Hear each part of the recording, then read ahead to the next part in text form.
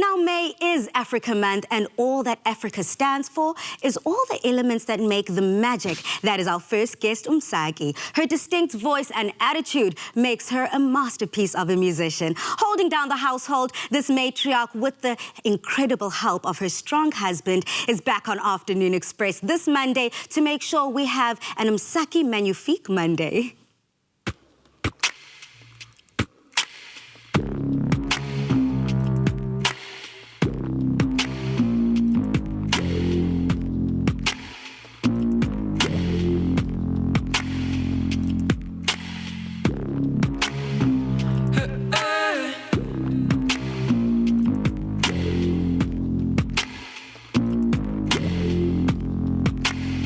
What does it feel like? I'm the only one putting my heart on the line. What does it feel like? I'm the only one minding my chest, trying to give my best all the time. Feels like pearls to swine.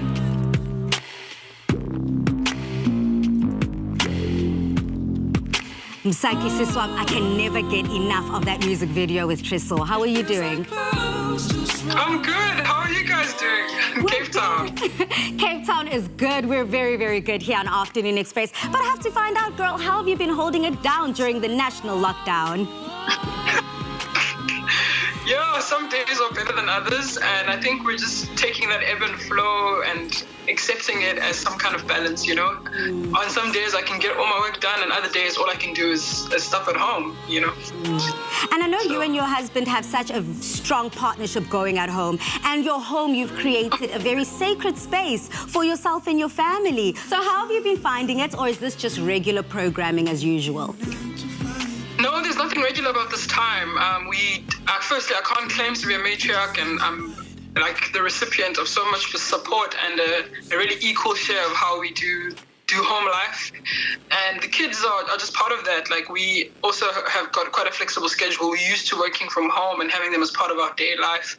But it's not the same. It's not the same support system. We don't have the nannies. We don't have the people to, you know, babysit when we've got to work all day, or we don't have their usual programming, things that they can do, dancing, swimming, whatever it is that they do outside of the home, that gives us the balance that we usually have. So it's been tough, Siswam, I don't want to lie. It's been hard because it's exponential energy that's needed for all of these things, to be able to have a full day of work, to make sure that they're not feeling neglected, that they have got things to do and they feel stimulated.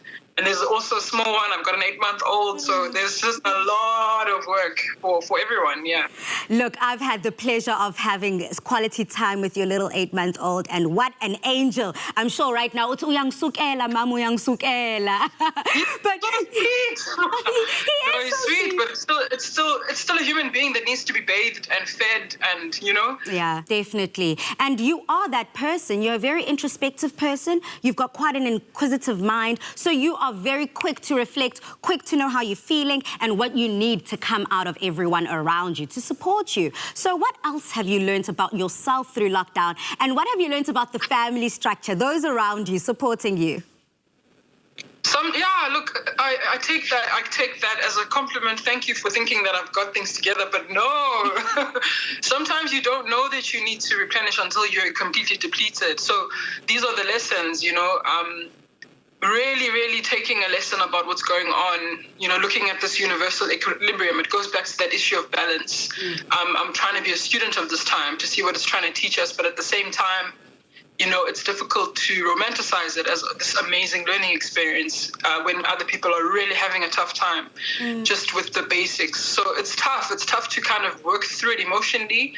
And the other thing that I'm learning is just like how the virtual space has become a town, and when I talk about this balance, it's like people that are usually not online are now online, and that space can also be really overwhelming because everybody's available. You can be anywhere. You can be in New York. It's just a matter of picking your virtual GPS coordinates. So that also needs for us to look at, like, what does it mean to be present in society? Because in our society is this massive virtual town. And what does it mean to really lean into the fact that we are isolated and we've got this alone time? It has come with the pros that, yes, maybe there's a bit more time to dig inward, but it's also really interrogating how we reconstruct community in this virtual landscape now.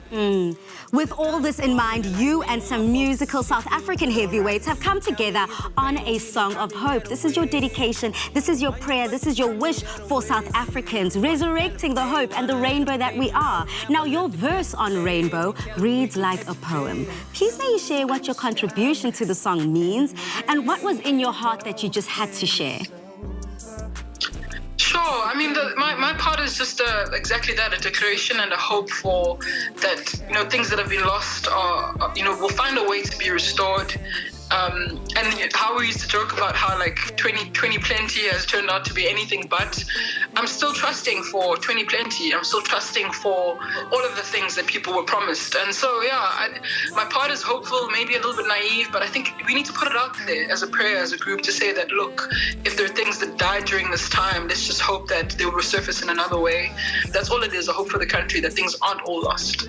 And recording this and putting it on a song, I think, is a beautiful way to do that, because music is a universal language. A lot of people can adapt and feel the spirit of positivity simply through music. Now, we know that we're going to speak to the rest of the gentlemen, Abo KO, J something, a little bit later on in the show when it comes to what the song means to you. But this has brought together very unexpected musicians. This collaboration is out of this world. So how did you meet the other musicians, and how did this collaboration come together? I don't actually know very many of them except for Jay something. I know Jay something a little bit.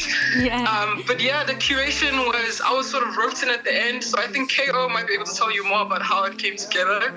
I found a little space for me to contribute something, but there was already a beautiful song formed, and I joined an incredible energy. Yeah, I love it so much.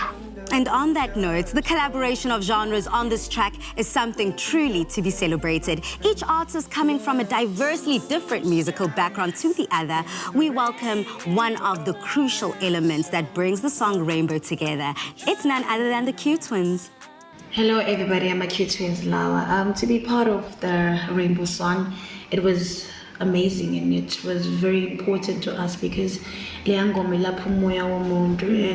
to actually tell them that this is not an infinity thing, this is a passing phase. It's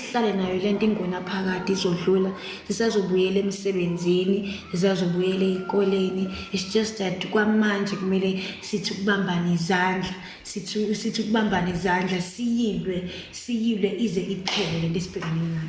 Nanokuthi mina noVirginia, we believe that we were born to heal souls. Njengoba uVirginia seshilo yonke into enokulapha imoya neinhliziyo zabantu, we are there. So njengoba eshilo uVirginia kuzodlula. This song iyabatshengisa abantu ukuthi yonke lento eyenzakalayo, coronavirus izodlula, akuyinto ezohlezi ikhona ingunaphakade. Asibambene nezandla sinqobe lempi. I love the Q Twins. Mangkhumbuze ekhaya impela. Msaki, what do you think about working with the Q Twins and the incredible addition to all things South African music?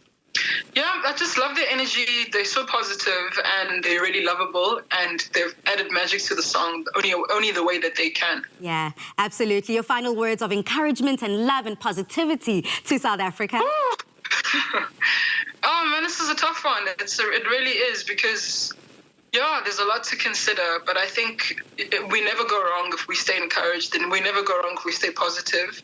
And wherever you can lend a helping hand, do that. Like that not only builds you, that not only makes your heart come alive, but it's a tick on the day, that you've reached out to someone and you've made something, a little bit easier for someone else. But besides that, I think it's just a collective hope that, look, we'll come out of this together. And essentially, there are positive things to take from this time, and the way that we hopefully can reorganize and keep the beautiful things that we've learned about community even after this time. Oh, thank you for that. Beautiful words indeed. And again, we will be listening to your part over and over and saying that prayer with you, Msaki. Thank you. Thank you. Now, coming up next, we'll be hanging out with former member of Tear Gas, rapper KO.